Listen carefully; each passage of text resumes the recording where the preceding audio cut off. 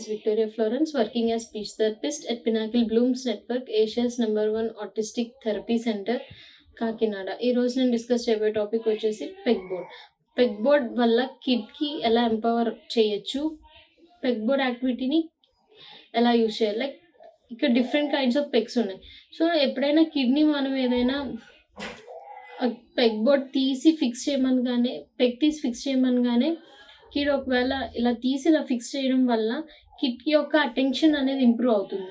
That vehicle identification వస్తుంది, plus ఏ peg ఎక్కడ కరెక్ట్గా ఫిక్స్ చేయాలనేది తెలుస్తుంది, షేప్స్ అనేవి తెలుస్తుంది.